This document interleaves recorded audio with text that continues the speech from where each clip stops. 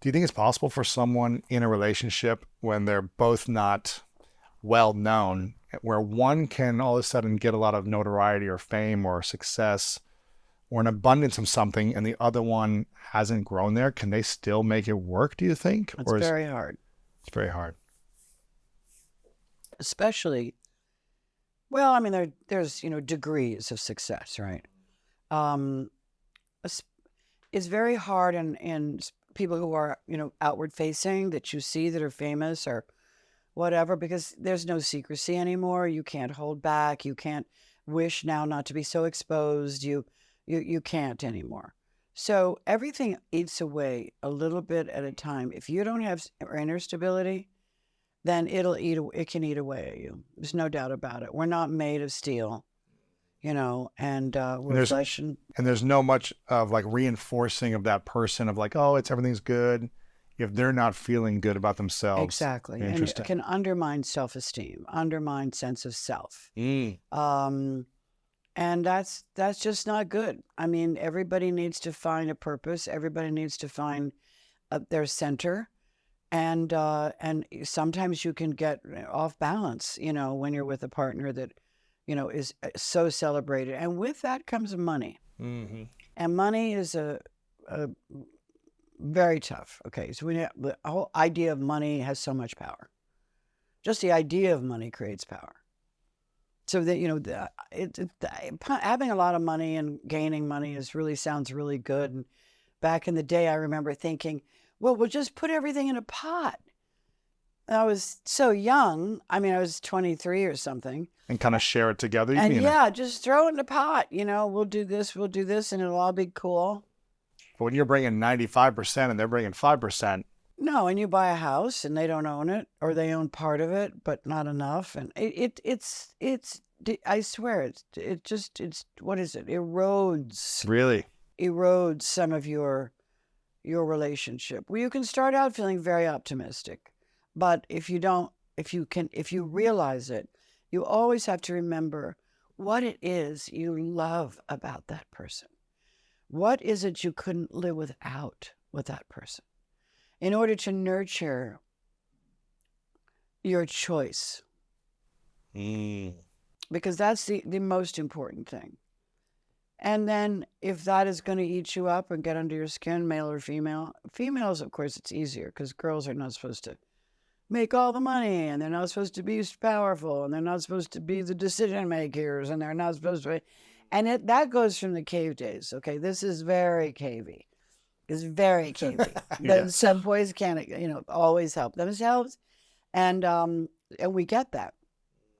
So when a woman has all the money and a woman has all the ideas and has all the power and makes the decisions and so forth, there's a little part of the woman that feels like she'd love to have a man taking care of her, Wow. no matter how rich they are.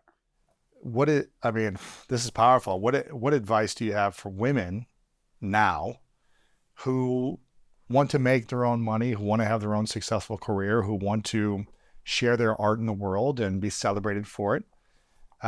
What advice do you have for them about finding a male partner and what they should be looking for to have a healthy, successful relationship as well as career? Yeah, well, that's very subjective because you have to find someone that's a friend, first of all, that can be a friend.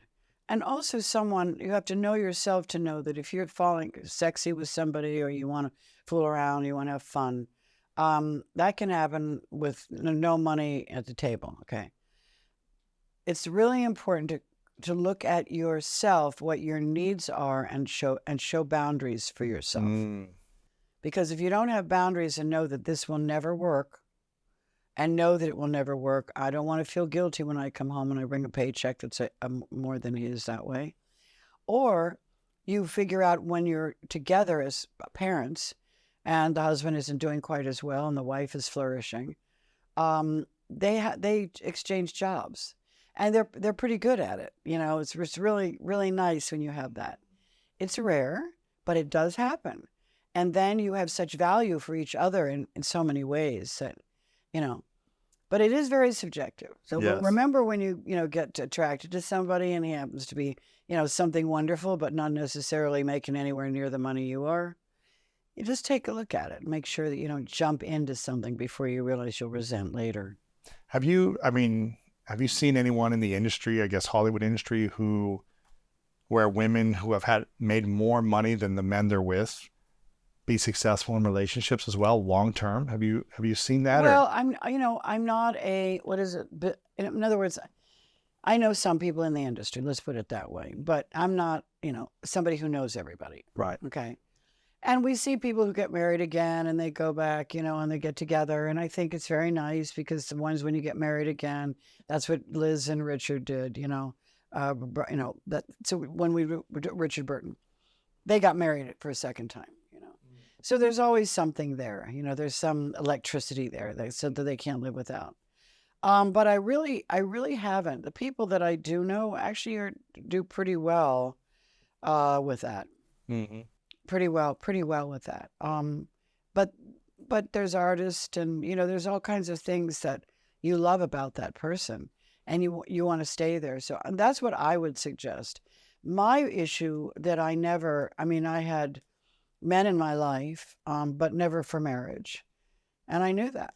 Really? Mm-hmm. So you'd be seeing them or dating them, but you were like, or I okay, date them, or they're wonderful. Wonderful, fun, great. I mean, really. And, but they were not family.